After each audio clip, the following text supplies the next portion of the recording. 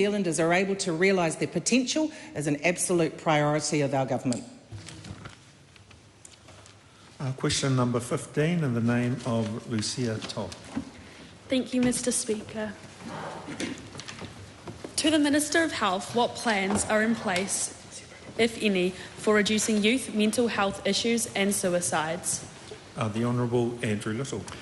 Mr. Speaker, dealing with youth mental health issues and youth suicide effectively requires a comprehensive approach because the issues are complex.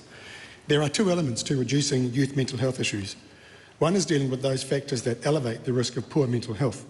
This includes things such as poverty, racism, other discrimination, the ongoing effects of colonisation, family and sexual violence and bullying.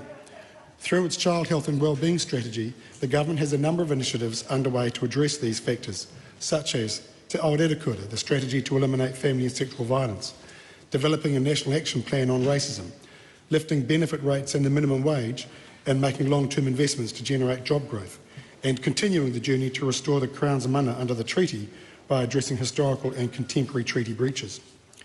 The second element is to make sure services are available to young people to address mental health issues and those things that are a source of distress.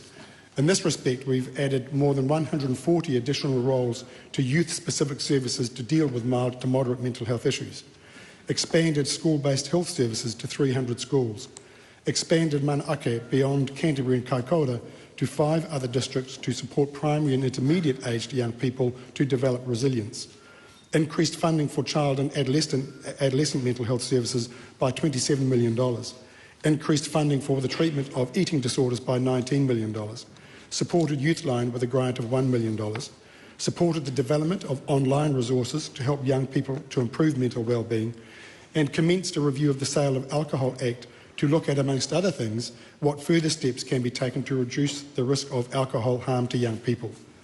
In relation to suicide prevention, part of the funding for child and adolescent mental health services is to strengthen services for those in crisis.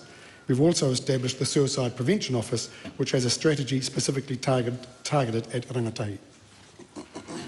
Supplementary question.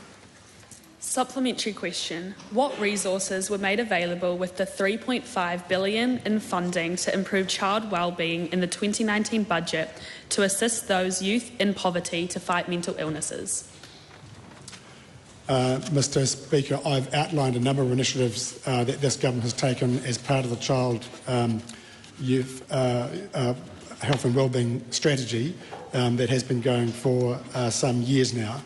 There are other portfolios that the member will be aware of through the answers to other questions today about where those investments have gone. What we understood when we became the government in 2017 is not only that we had to address the rising demand for mental health services by young people and by many others across our communities, but dealing with those factors that are the drivers of poor mental wellbeing, which are the issues I've talked about in my answer to the primary question. Further supplementary? Supplementary question. How does the Minister measure the effectiveness of this commitment to fund mental health support? Mr. Speaker, I think the main thing is to see that when we establish services is that they are being utilised, and we see that, and we know we still have further work to do to continue the planned rollout of many of those services. I think the other big measure is reducing waiting times for those who need services, particularly for those who need acute services. For children and young people, those wait times are the longest they have been for a long time. Compared that to wait times for adults, where adults who need acute mental health services are not waiting as long as young people.